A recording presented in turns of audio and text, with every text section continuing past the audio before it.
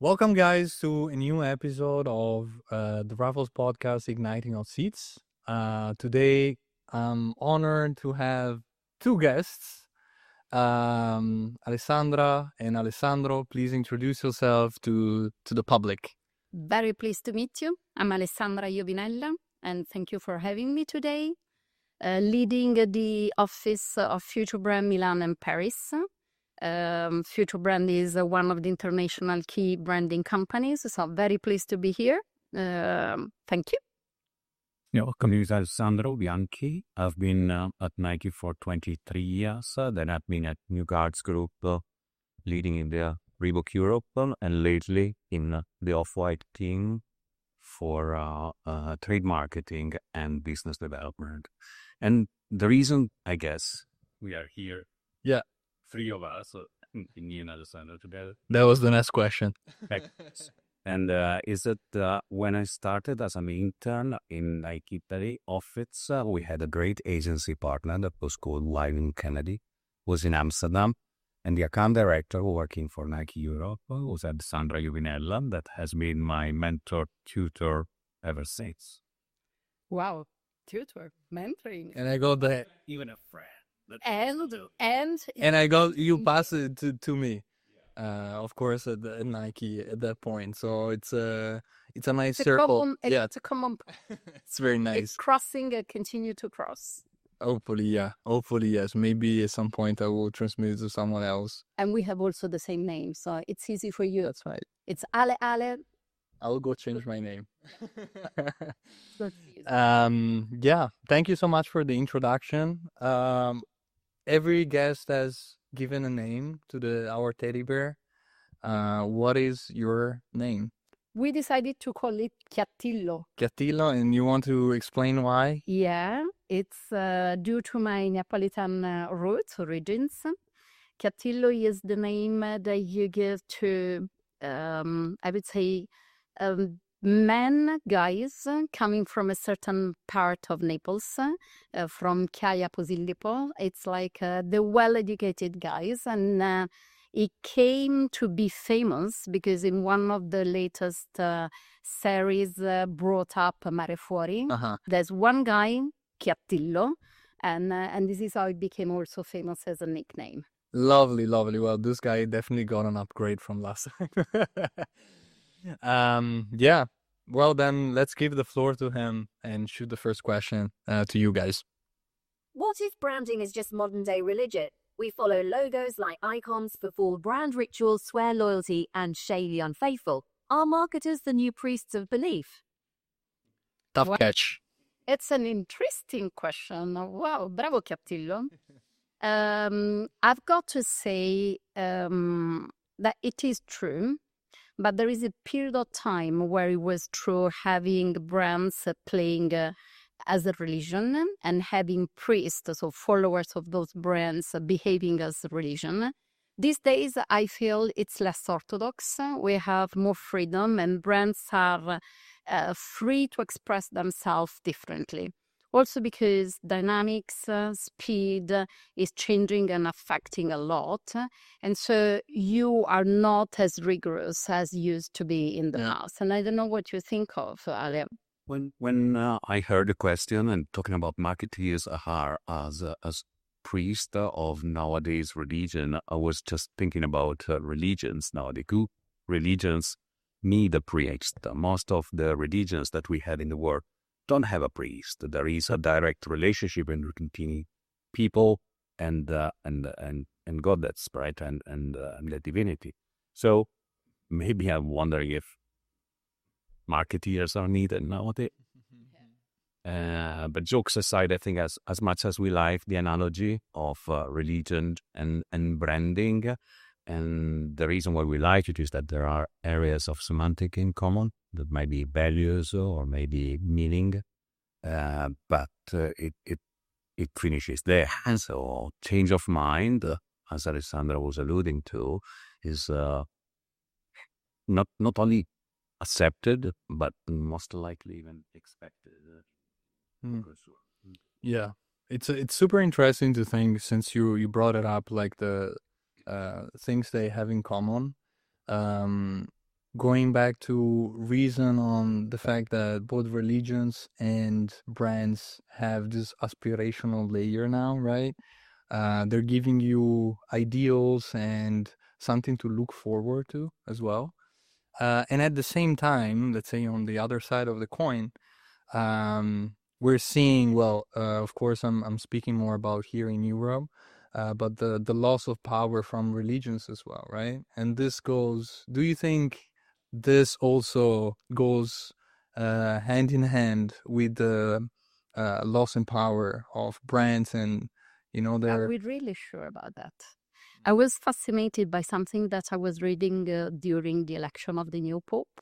Yeah. Where actually he was considered one of the strongest and powerful brands all over the world. Okay. Because followers, he has the most followers all over. Not Kim Kardashian or Cristiano Ronaldo. Of course not.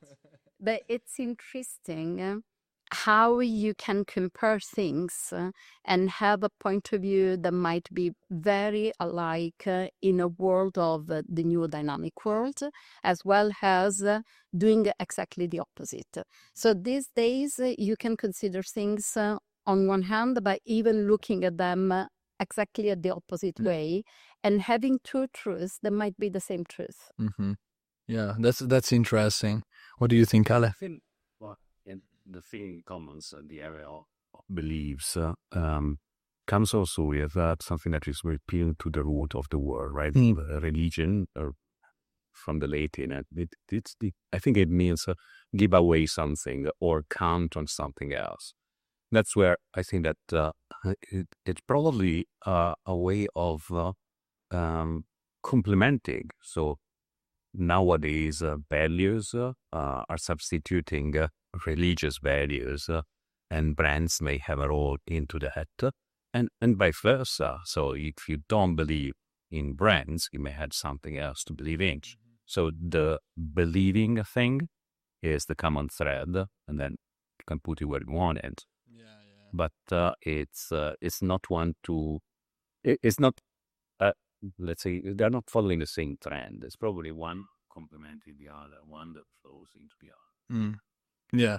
Well, this remind me a lot of Nietzsche that said, of course, God is dead, right? And we have to go out and look out for new values, new gods. And this got me thinking whether if we want to keep the comparison, right? And the brands are, representing God and God is dead.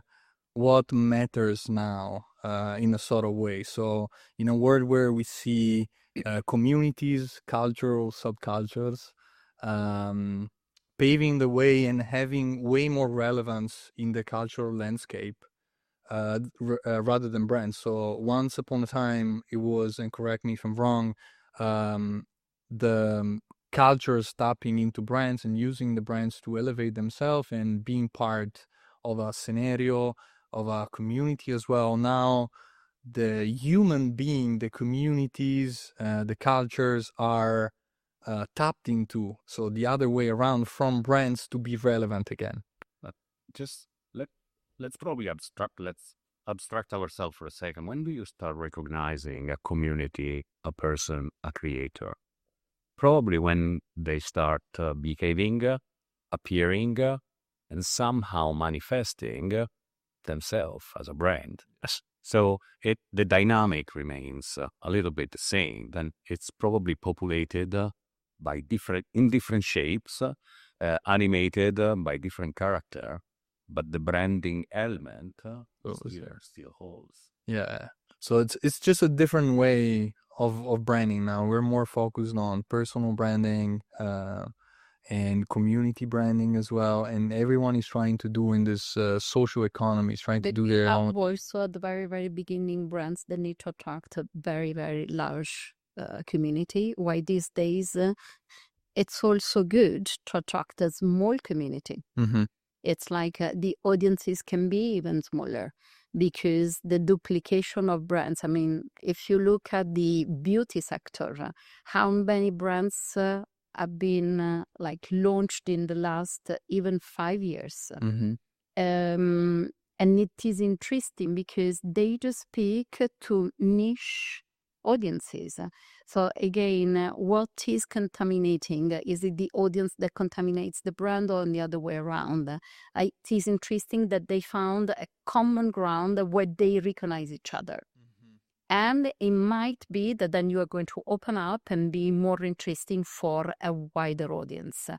But more and more and more, even if you look at the influencers, the ones that are more interesting these days are not the one that speaks to millions and millions of people, but are the one that really speak to more closer community, because there's something to say, there's value.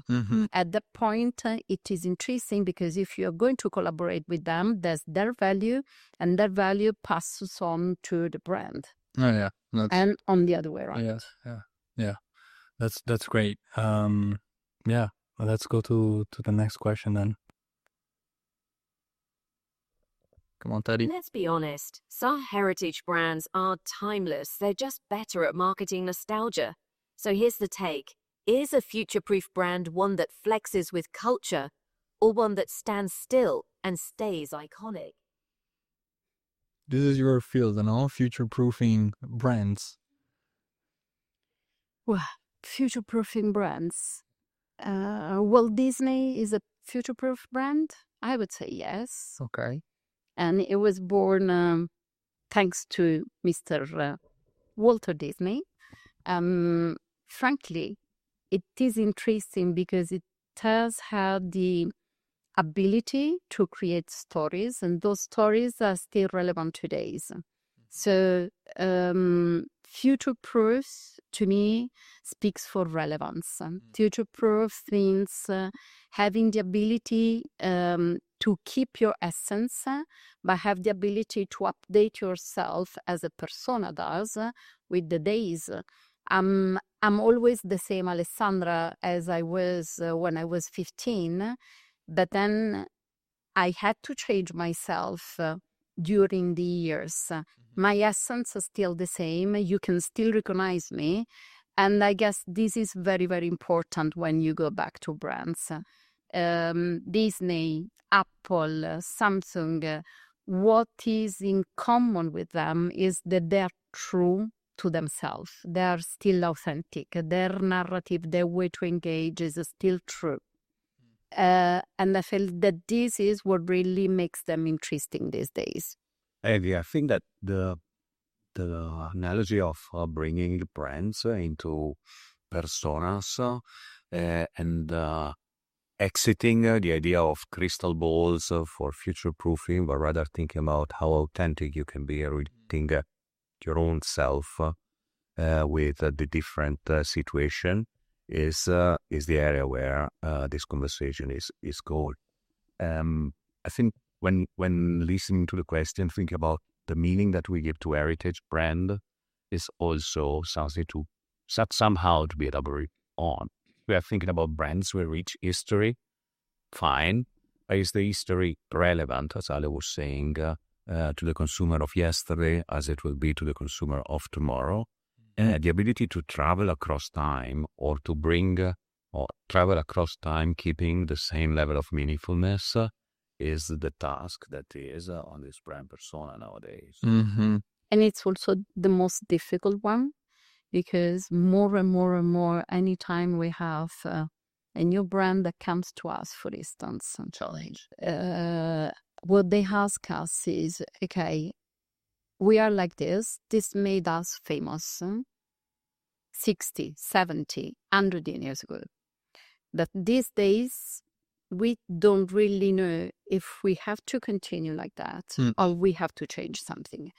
And if we have to change, what we have to change. Right. Because we still don't know. And this is the real difficulty these days. It's understanding what new consumers want. But also brands, companies need to start distilling well what they want to achieve. Right. Because you can continue to talk to audiences that are aging, and in a few years' time, they won't be with us anymore. And then you can lose part of your business. or either you can start being relevant differently with the new way of talking to new audiences. Yeah, right. You want to say something, Ale? And I think that the idea of traveling across time and the idea of building on the longevity of the brand is the guiding principle that we underlines this. So at the end of the day, the strategy is the choice, is a trade-off, right? So you cannot be whoever you want or whoever other people want you to be. You have to pick your lanes, even because resources are usually Yeah, not especially nowadays. not infinite. So you have to pick your way in order to be yourself in traveling across time, looking at different audience and becoming like that, a little bit more universal, Mhm.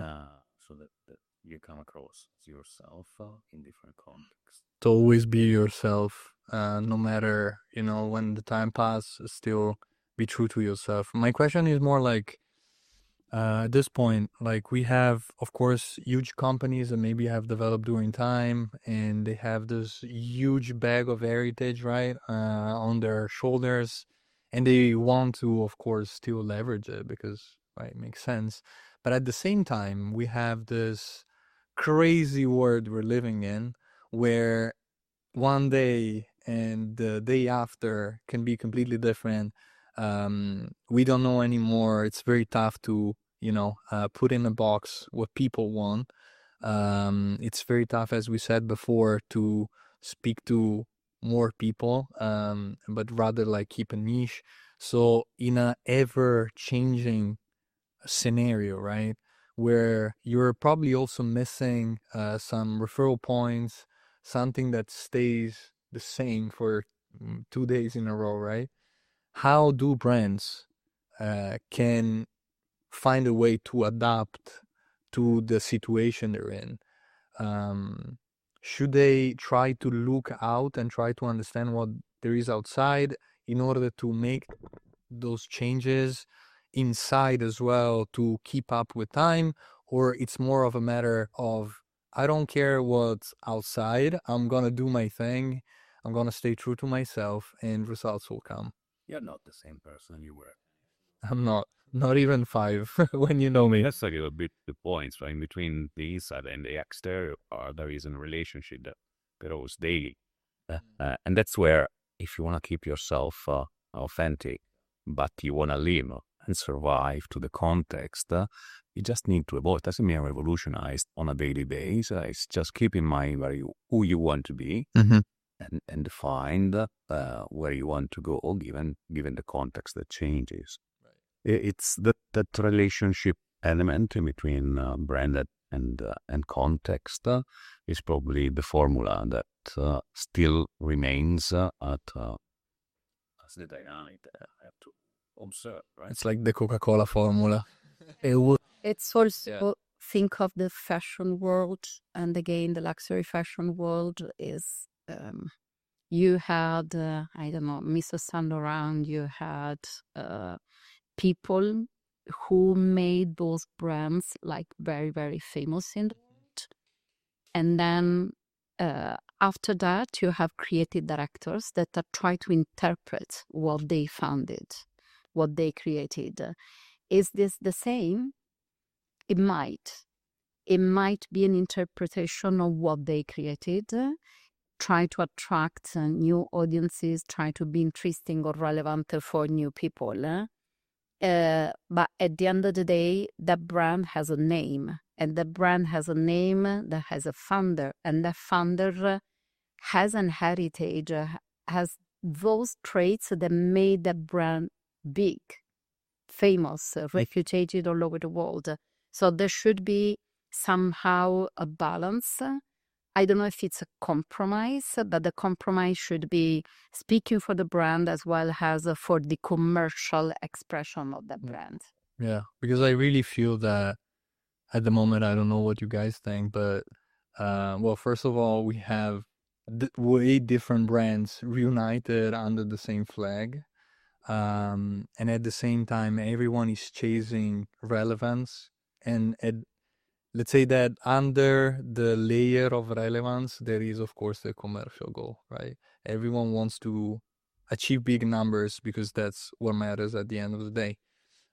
So that's what I'm trying to understand. Like in this world, like also the relationship, the trust with the brands and the people is kind of lacking. So that's why the question about how a brand can be relevant for people, right? Is that also why maybe people are looking towards people, creators and personal brands rather than these huge brands? But you need to walk to the talk. Yeah. It's like the promise needs to be kept. Yes. Because otherwise you are going to lose completely the engaging, you're going to lose the relevance. You do not believe anymore in that brand, in that persona, in the founder. I mean, if I think of what is happening these days with the Amazon founder and what he did with his marriage, again, is it branding? Is he? He's the founder of one of the most famous brands right now all over the world. Is he doing a good job to his brand? He's not. It's something that we will see in the next few weeks. Yeah, I'm very curious to see if it's affecting what he did. Yeah, it really split the audience. Yeah. So we'll see about that. Yeah, I think that the relationship that we want to build is becoming more and more personal, and therefore we judge as brands are doing something to us, and so we are affected by the relationship by someone not inviting you to the wedding in Venice. Or other behavior like the mask of this year and so on. But that the longevity conversation, the concept of what are these people, personal brand doing, or the profits, right? So what are these profits doing for the brand? Are they building for the brand? Are they using the brand? Is what they do bringing longevity? The brands we reach heritage we were discussing about a moment ago were built and just went on and on. Really built business beyond the founder and generating more revenues after founders passing than with them in life. So that there are episodes where the prophet was preparing for the brand futures and longevity. There are episodes where we currently see that it seems that are not even playing the same team. Yeah, there is a dissonance between the brand and person. Speaking about brands in the future, right? Let's go to the next question. The year is 2045. AI doesn't just assist your brand, it is your brand. It makes creative, strategic, even ethical decisions. It chooses its audience. You, the human leader, are no longer essential. Do you let it lead or shut it down? So we spoke before about how the person, the owner, the prophet can, derail or put on the right path his brand. What if this prophet is advanced intelligence? It's improper to call it intelligence. But yeah, what do you think? Well, if we say sentient, smart, intelligent, AI really won that job. I quit. That's so. And probably the question is also helping us to and say deflect this 2045. Who cares? We're all right. Hopefully, I'm going to be off in a couple of years' time. I'm kidding. I don't know. To me, there are brands that are timeless, where AI won't bring anything if not technology. Right. So it's like timeless means timeless. It's going, it's becoming a real idol. It's a real hero. It's something that will stay forever with you. There's something these days that is like the upcoming trend in rediscovering things that are coming from the past, from objects to proper brands. And again, why it is interesting? It is interesting because they tell a story, and that story is true. And so we go back always to the same identical words. And to me, those words are representing the mantra. Mantra is you have to be true to yourself, Vespa. You have to be true in the way you are engaging with people, no? Or Twinings, or Hermes. And again, we are moving from one category to another, or to Ferrari. What AI will bring with those brands? Will bring technology, will bring the understanding better what's going on, but they will represent themselves regardless of AI impacting. Yeah. But my question is also, what if, let's say the marketing director of, let's take a brand like the one you mentioned, can embody this concept, this value that you're just communicating to us, and can actually do the job and also the rest of the implant for the company. So the data, the operations, the shipping, logistics, everything, right?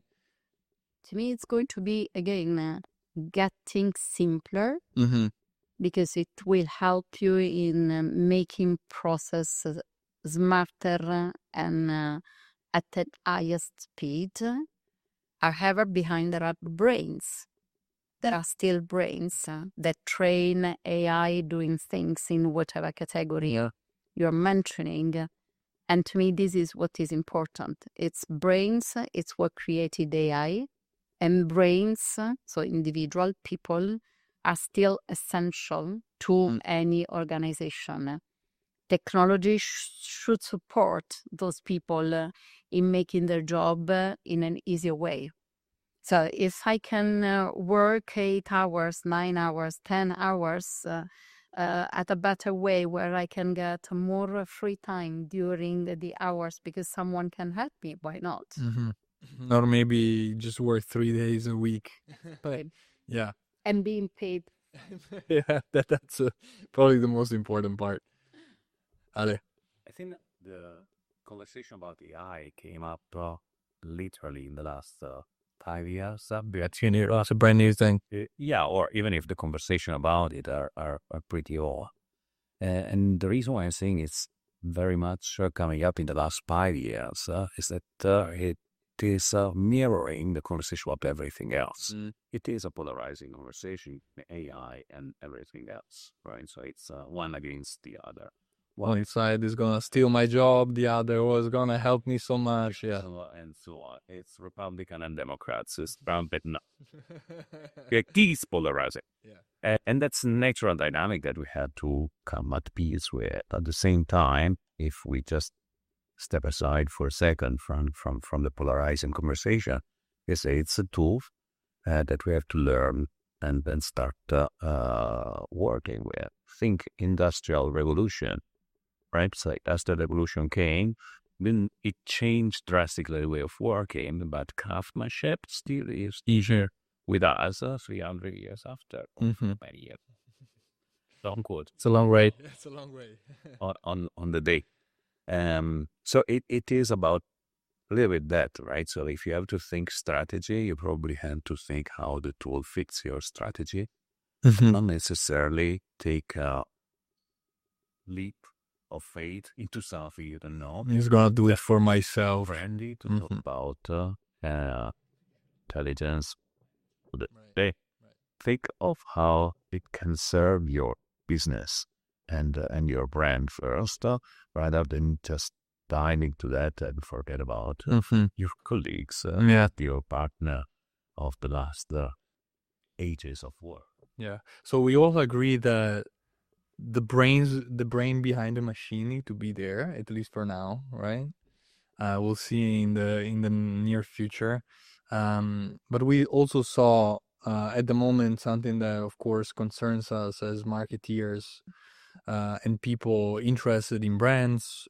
We saw the rise of generative AI for image creation, video creation.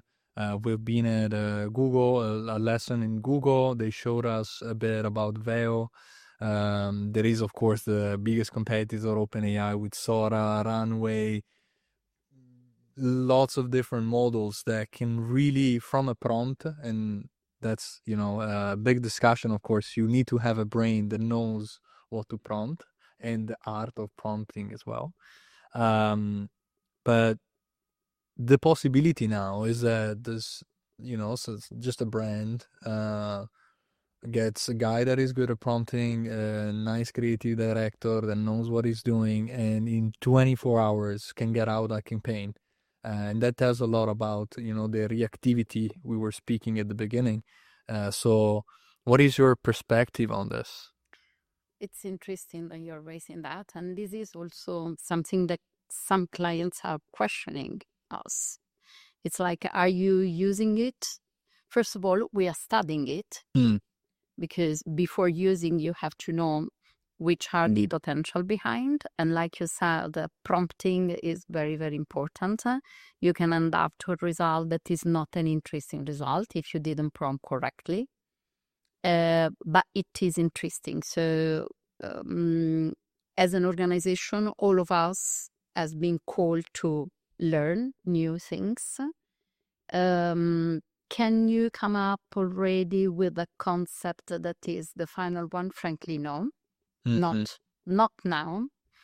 Can you improve the execution of what you do? Definitely yes. Okay. And can you do the execution in a time frame that is not even comparable to anything? Yes. Also cost-wise, right? It's like it's something that helps you a lot. Is it close to the final that you are going to present to a client? No. So you would need right now, it's always a mix of, again, getting access to those tools, but at the same time, you have to bring your own expertise to steer correctly what you have to give. In addition to that, there is a proper important legal topic because depends from the platforms. Some of them, I don't know, for instance, Adobe gives you the opportunity to have access to things that they know where they are going to pick up basic and raw materials so that you can properly license the base of basic elements. That might be a word, that might be a picture, or that might be a photograph or whatever. Other platforms, they do not state where they pick up things. So you can have a big issue in terms of intellectual property. So these days, for instance, in all big organizations, none of us is ready to release things to a client. So there is always a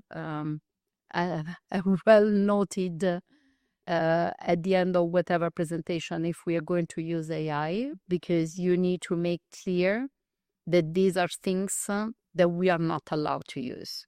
Right. Because they are not licensed.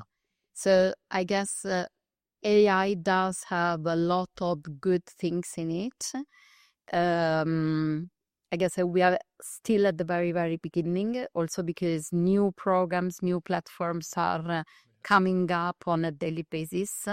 Big organizations are selecting the ones that are, let's say, more compliant with other big organizations so that they can speak the same language.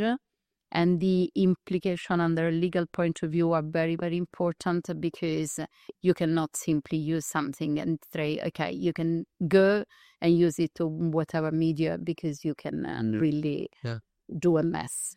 Indeed, yeah. I play defense on this one. I honestly think, I saw you having some. honestly, literally amazed of the evolution of AI, especially on imagery.